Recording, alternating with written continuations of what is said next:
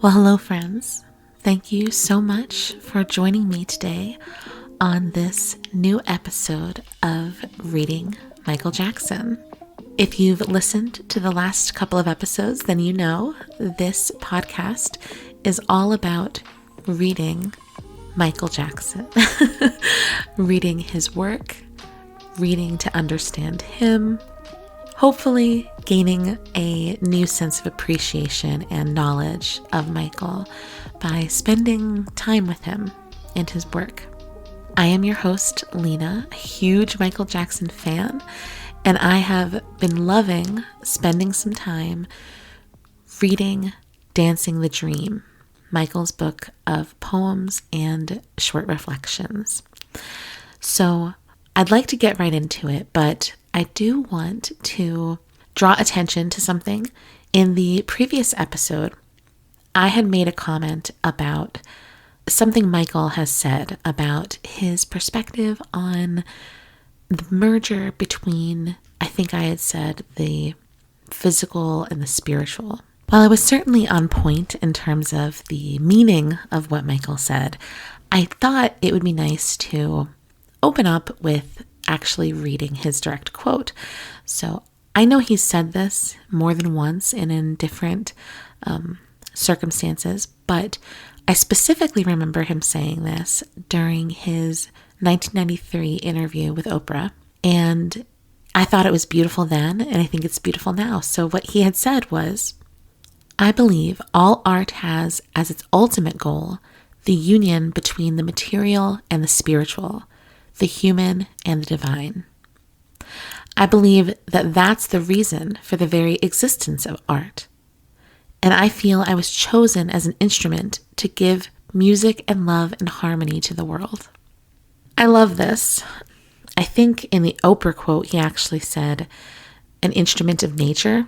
Nevertheless, I think it's a beautiful quote, and it definitely exemplifies the point I was trying to make in the previous episode. So I wanted to start with that. Otherwise, we will be moving into what is our first poem in the official part 1 of Dancing the Dream. The previous 2 were preface poems. So this one is the first one that's in the actual contained body of the collection. And this is a piece that's slightly longer than the previous 2, and it's called Magical Child. So let's read it together. This is Magical Child.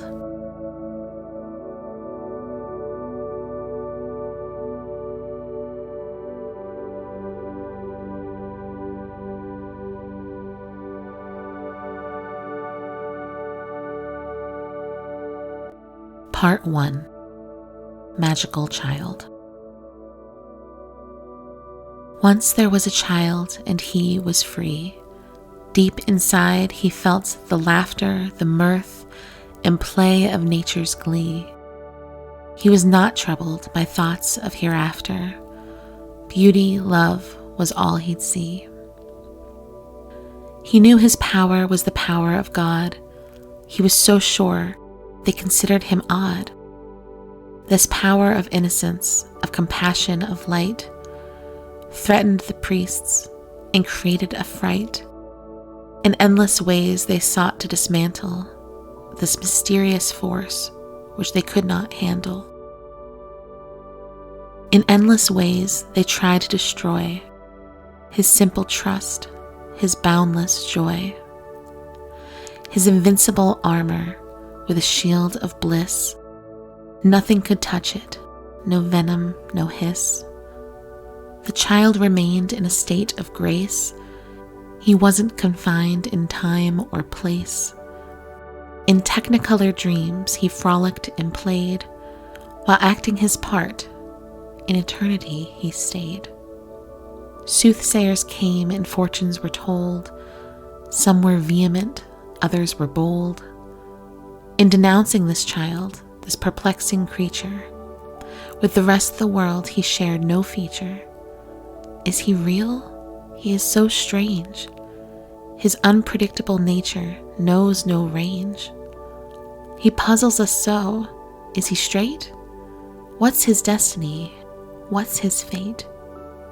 And while they whispered and conspired through endless rumors to get him tired, to kill his wonder, trample him near, burn his courage, fuel his fear, the child remained, just simple, sincere. All he wanted was the mountain high, color the clouds, paint the sky. Beyond these boundaries, he wanted to fly. In nature's scheme, never die. Don't stop this child, he's the father of man. Don't cross his way, he's part of the plan. I am that child, but so are you. You've just forgotten, just lost the clue. Inside your heart sits a seer. Between his thoughts he can hear a melody simple but wondrously clear. The music of life, so precious, so dear. If you could for one moment know this spark of creation, this exquisite glow, you would come and dance with me, kindle this fire so we could see all the children of the earth weave their magic and give new birth to a world of freedom with no pain, a world of joy much more sane. Deep inside, you know it's true. Just find that child, it's hiding in you.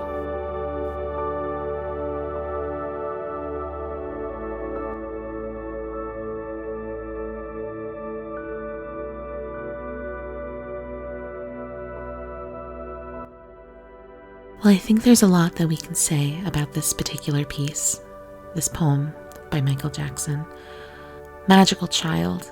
In so many ways, this poem feels autobiographical.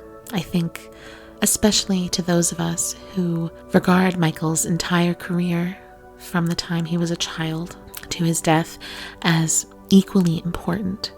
Michael had a very long career, and there's certainly people who have strong preferences of interest in his adult career, some in his child career, but I would say primarily his adult solo career. But I like to think about Michael's career as representative of his entire life. From the time he was a child, many of us will know he has said many times that he cannot remember a time when he wasn't performing in some way. And that kind of sacrifice on his part, I think, aside from the fact that he made great music as a child, that sacrifice on his part is, I think, one of the reasons that anyone who studies and just plain loves Michael Jackson as a fan really owes it to him to spend time with his child work, the work he recorded with the Jackson 5, as well as the work he recorded solo. From the age of, I think, 13 was, I believe, when his first solo album came out with Motown. Anyway, I think it's easy for us as outside viewers to see this poem as obviously indicative of Michael. It seems autobiographical about him, especially in the context of his entire life. At the time when this was published, this was before any major allegations against Michael came out that derailed his career and his life.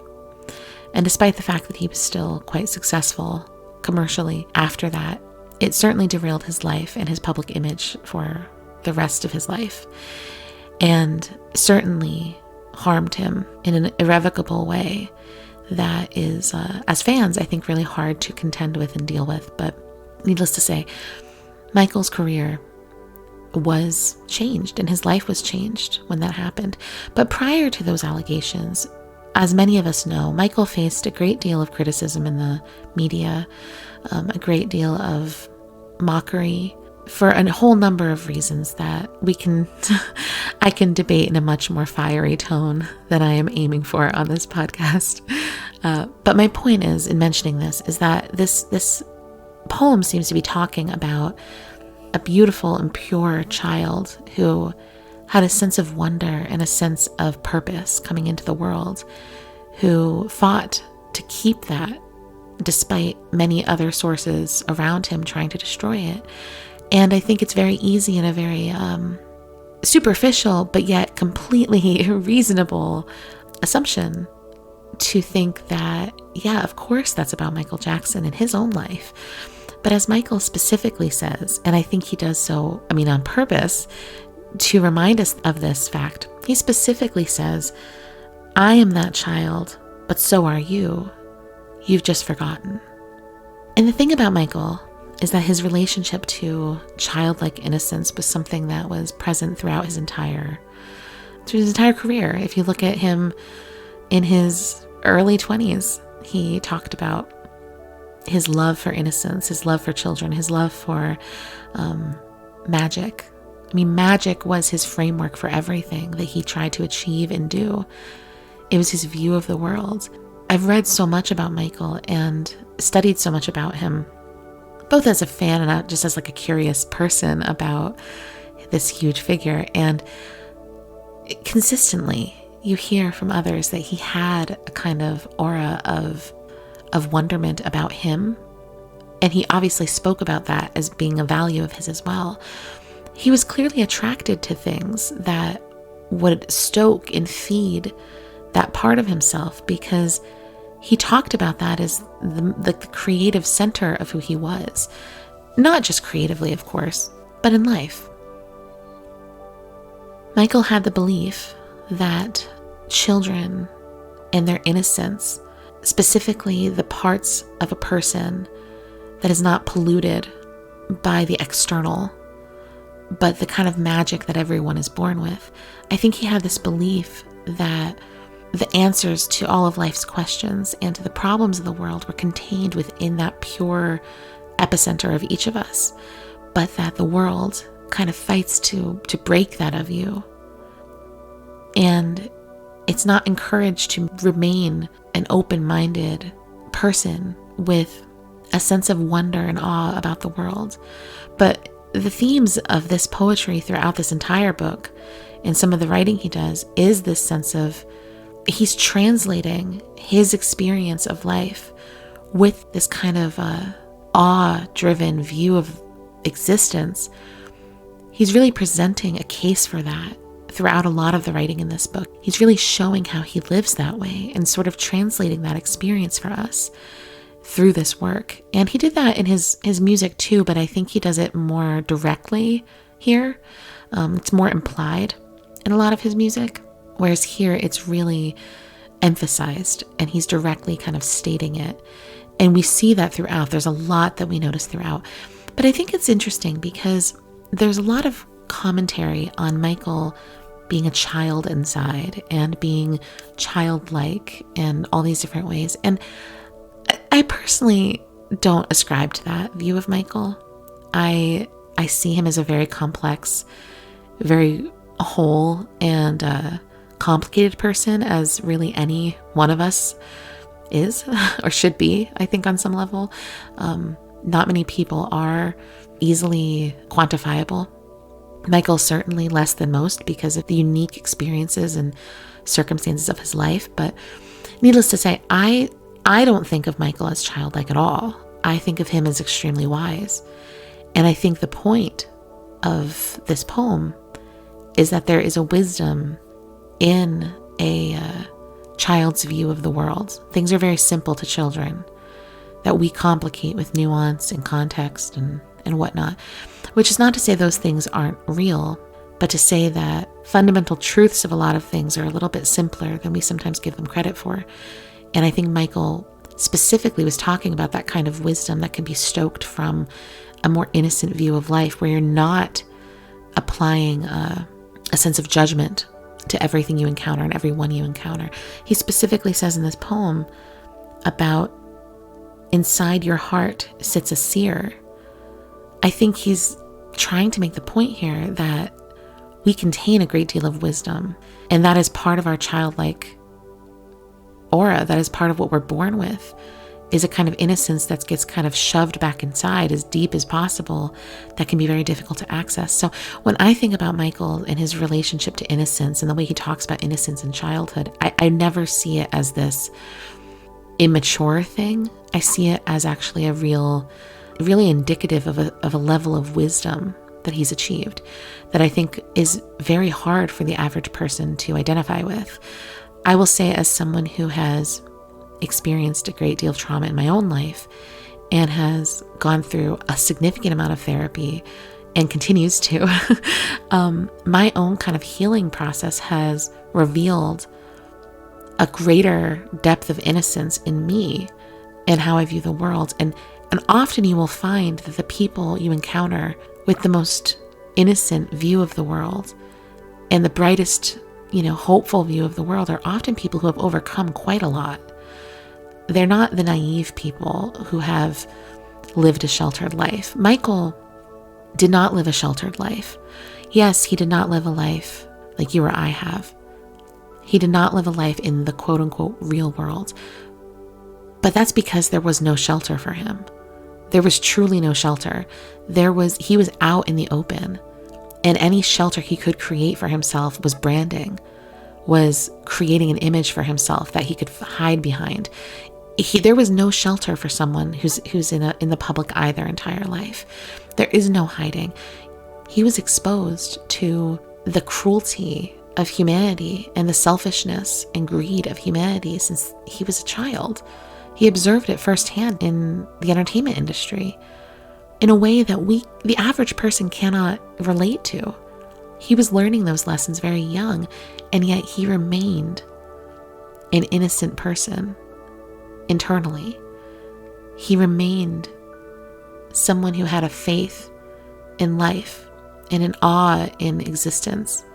And that is what helped connect him to creativity and connect him to the artist that he ultimately was, and really always was, according to all counts. So needless to say, I think Magical Child is an interesting way of starting this book, starting part 1. If you think about it, he's kind of framing this as, hey, it's not only me, it's you too. You also have this inside of you.